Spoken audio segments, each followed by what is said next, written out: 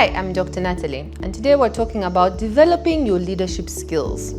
So when you put yourself in the mindset of a business owner, you have to engage with different groups and different stakeholders all the time, and you are the leader as the business owner. So that responsibility falls with you. I think there's a lot about communication and how you interact, how you engage. That's the biggest piece, because how you give information and how you collect information is what is going to lead the way to how you're able to grow your business, how you're going to interact with your different stakeholders. I think as a leader, one of the most important things I learned early on was firstly leading by example.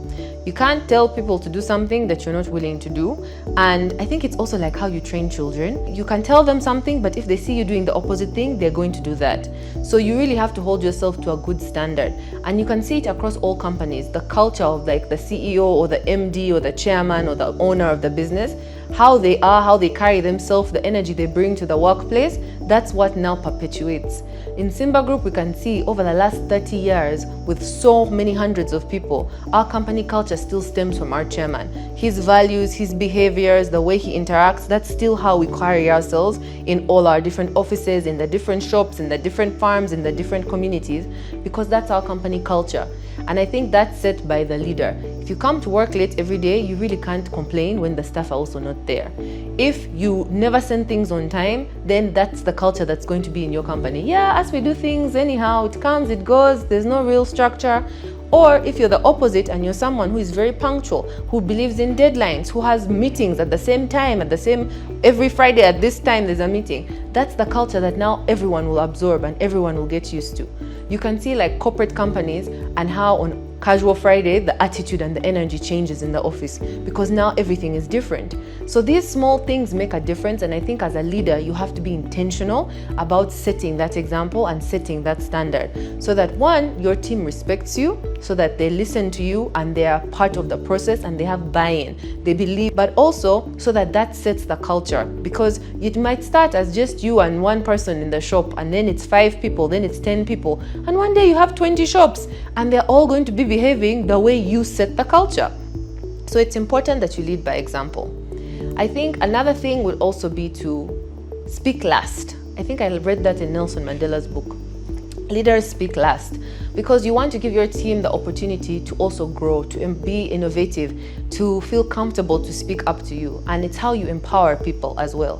When you are a leader and it's clear, whenever you walk into a room, whatever you say is going to be the final thing. And you don't want to disempower people where they feel like they come to every meeting with all their ideas, but you're only going to do what you think is best.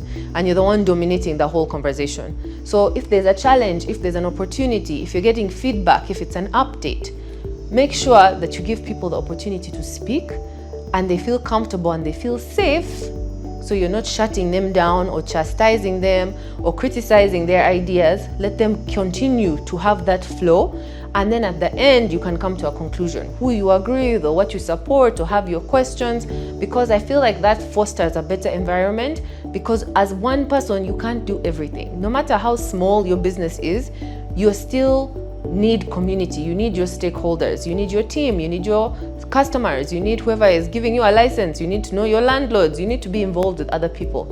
And if you're constantly dominating and pushing your idea and pushing what you want, it's very difficult to make that space for listening, to hear what someone is really saying. And that's a very important skill as a leader, to be able to read people's body language, to understand what's going on, to read between the lines of what they're really saying, to judge and assess what's motivating this person, how much can I push, how much can I negotiate. So I think it's a thing to be intentional about, because leaders and entrepreneurs tend to be very pushy, very ambitious, very driven. So you're used to dominating stuff. You have that type of personality. So I think it takes a bit of effort to sort of rein it in and make sure that you are listening as much as you are speaking, at least. You know, they say we have 2 ears and 1 mouth, because you're supposed to listen twice as much as you talk. But I think in the leadership field, that's a very big challenge to find people like that. So I think trying to incorporate these principles as you deal with people, because a lot of leadership positions also, it's not that you're just promoted or you're hired. Sometimes it's your own business. Sometimes you're younger than your team, or you speak a different language, or you come from a different background, or you have a different community. And it's important that you're able to collect the energy of the room and set the standard, set the tone, because at the end of the day, it's your responsibility. As a leader, everything is your fault. And when things go well, you're not supposed to take the credit. You have to say the team did a fantastic job. So you have to get used to being in that mindset where every problem is your problem. No one is going to come and solve it for you. There's no one to run to about it.